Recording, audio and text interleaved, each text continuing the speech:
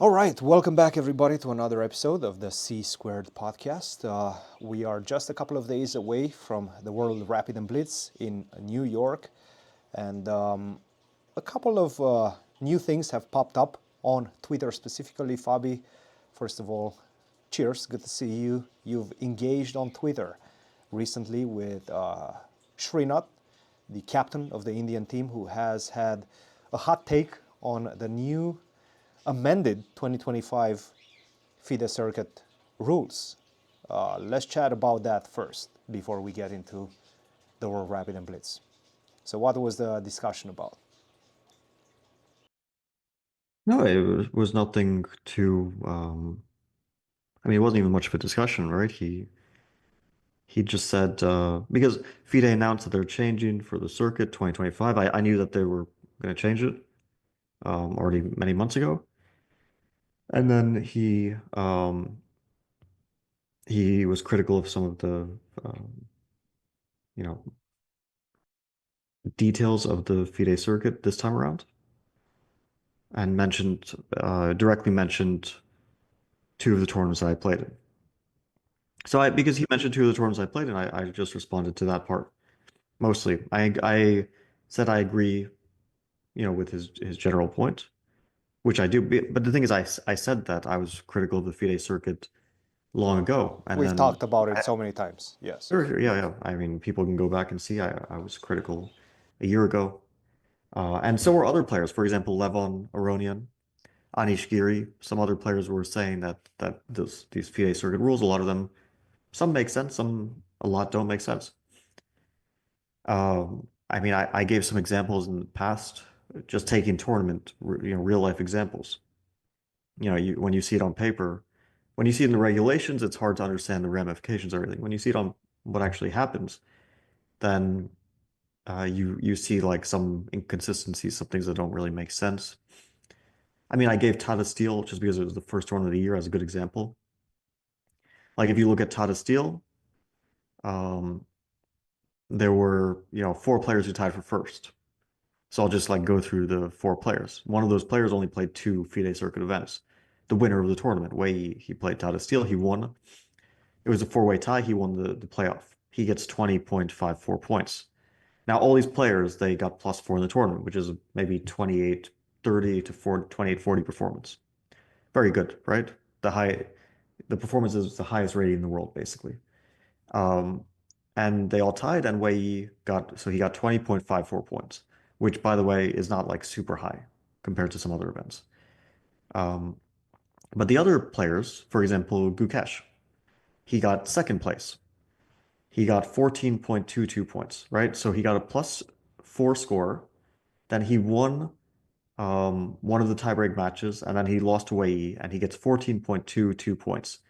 Now, tournaments that also gave 14 or higher points. I'll just give you like some examples. Uh, for example, uh, the Dubai Police Global Chess Challenge, second place, not even first place, got 16.52 points. That's a lot. Yeah, it's like, but that's not even tying for first place. That's just second place. Like the ties for first and second place, all these ties and the amount of points that you got depending on the tiebreak. Like, why does first place get more than second place, but second place doesn't get more than fourth place, right? But because if you look at fourth place from Tata Steel, it got the same as second place. But in the candidates tournament, I gave this example on Twitter.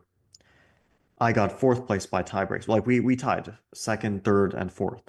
Hikaru second, Jan Nepomniachtchi third, I'm fourth by tiebreaks. We got vastly different points. For example, I got 15.92. Now let me look at Hikaru, who didn't really play any events, so he's not very high up on the list, but I'll find him here. So there were some discrepancies. Basically, in some tournaments, you were splitting the points, and I believe you split the points in Romania, if I'm not mistaken, as well. Yeah, no, there were some times when it benefited me. For example, in Romania, I think like Hikaru got 18 points something. So he got something around 3 points more. I think he got a high 18s. So in branches to Romania, I got first place 21.23. So to give context for that, there were four players who tied. It was myself, it was Ali Reza, it was Gukesh, it was Pragnanta. I won the rapid playoff against those three players. I beat them in consecutive games, and I won the. So let's see what Ali Reza got for that. He got 14.7. So there, the difference was very big. That benefited me. But in some places, in my view, just like at least a rapid tiebreak, you could say, okay, rapid tiebreak is an objective criteria. Like you outperformed directly your opponents. But in the candidates, what was the reason why Hikaru got tiebreaks higher than me? It's because he didn't beat Abbasov, but he beat someone else. I think it was something like that. Like well, he did beat me directly, but we did get the same amount of points. But it was like some tiebreaks like that. Yeah, there was no played way to differentiate for the points. No, no. And for first place, there would have been a rapid playoff. So why Right. do we have rapid playoff for first, second, but not no playoff for second through? It was just like random tiebreak. Not for points. Yeah, no playoff for points. But there were some like very, very clearly silly things if you look at the point system. Um, like I think Tata Steel was a clear example. Also, it was the first event of the year.